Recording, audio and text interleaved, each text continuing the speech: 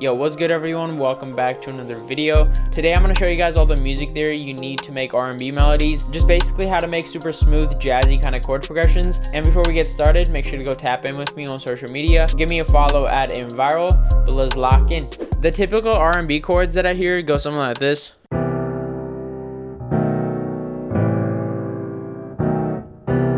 But I want to show you guys how to spice that up to something like this.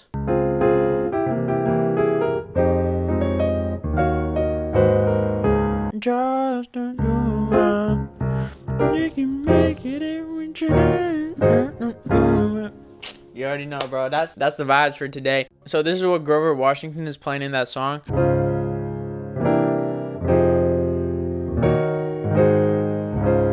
This is a good example because it's like literally the classic R&B sound. So the biggest thing obviously is I'm using seventh chords. You gotta know all three types of seventh chords. So the first one is a major seven. So I'm taking a major chord and adding a seventh. The second type is a minor seven. So I'm taking a minor chord and adding a seventh. And then the last type of seventh chord is called a dominant seventh.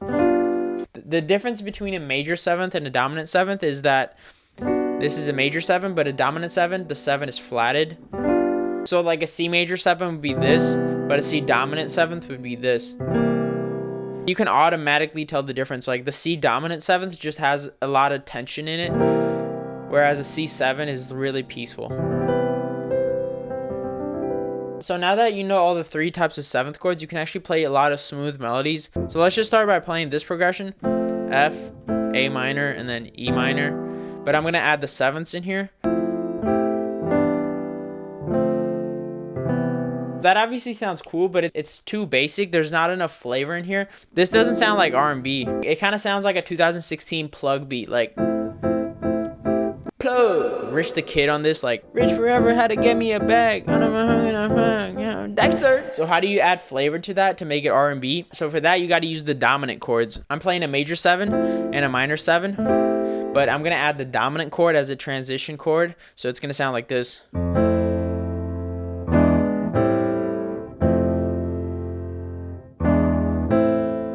So as you can see, this is my dominant chord. It's a dominant seventh actually. So this is the transition that makes it sound R&B.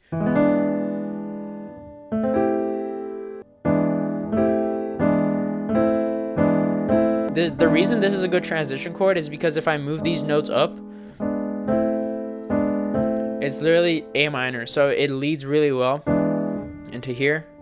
Another thing is that like dominant sevenths are pretty much made up of diminished chords. So this is a diminished chord, and diminished chords actually can run forever. So if these two are the same, but it's like a continuation of it.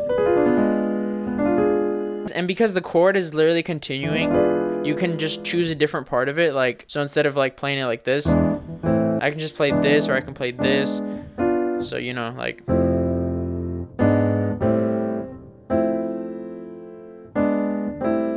And you guys have definitely heard this kind of sound a lot. So let's say I have a different progression, like I want to go from C to E. And if I just do seventh chords, it's going to be boring. So I got to add my dominant seven in there to transition. But the question is, where do I add it? So basically the way you find what dominant chord to use is you got to see what chord you want to end on. So in this case, I want to end on E minor. So you just count 4 notes down. 1, 2, 3, 4. B is the note that I build my dominant seventh on. And as you can see, it transitions really well. So E is a fourth away, 4 notes away from B. And that's just the rule you want to use.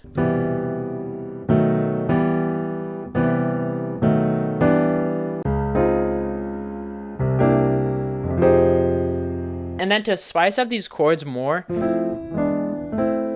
you know, you got to use voicings that are really interesting. So try to like flip notes around. So let me record a quick progression and I'll show you guys what I mean. So let's just start with F major 7. And then go to our dominant. So like that. And then A minor 7. So now for this last chord, I want to pick something that's going to transition again to this F major 7. And for that, I'm going to actually pick a dominant chord and then just follow the rules. So I'm going to take F and count 4 notes down in the scale. You should just like remember your intervals. Basically, C is 4 notes down from F, 1, 2, 3, 4. So now I got to build the dominant 7th on C, link and build. So let's see how this sounds now.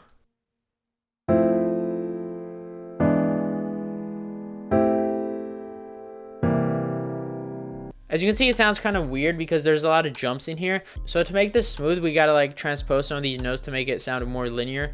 So I'm gonna flip some of these chords around. So I'm gonna bring this G down just to make it more confined, and then maybe bring this up.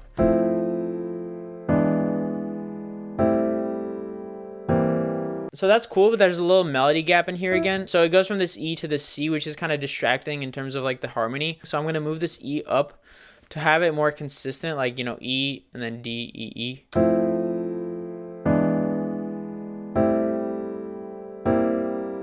Wish I could say thank you to Malcolm. And that's literally the chord progression to thank you next.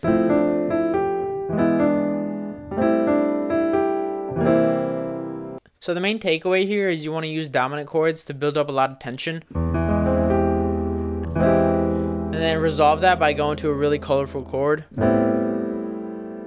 right, now let's grab like a Rhodes or something and cook up with this. That sounds like that one Juice song, I think, Empty, like empty, I feel so goddamn.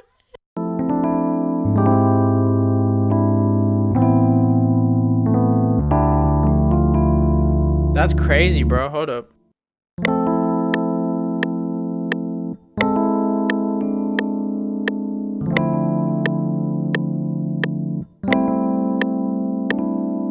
I'm gonna tap into expand now and try to get like a pad, because the pads in here are crazy.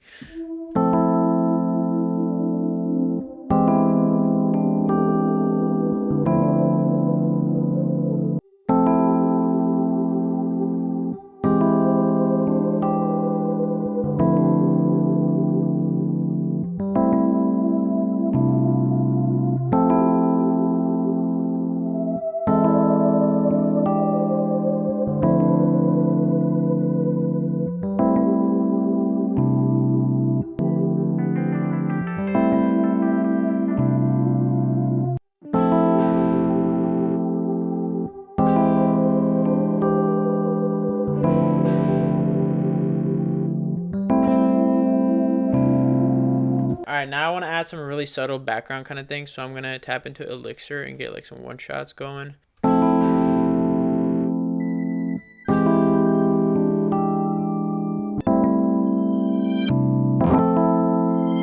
That sounds crazy. Like all I did is I just reversed it.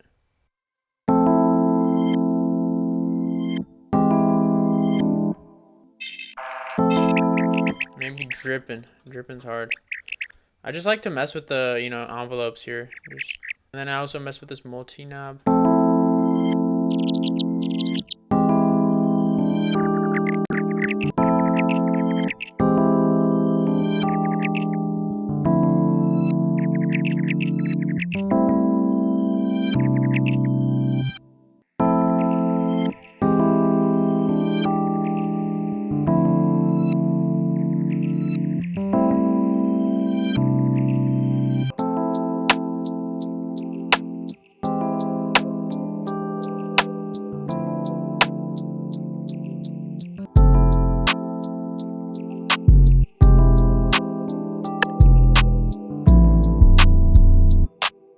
Let's actually get a snap and replace this clap. I feel like it's feeling too like trap.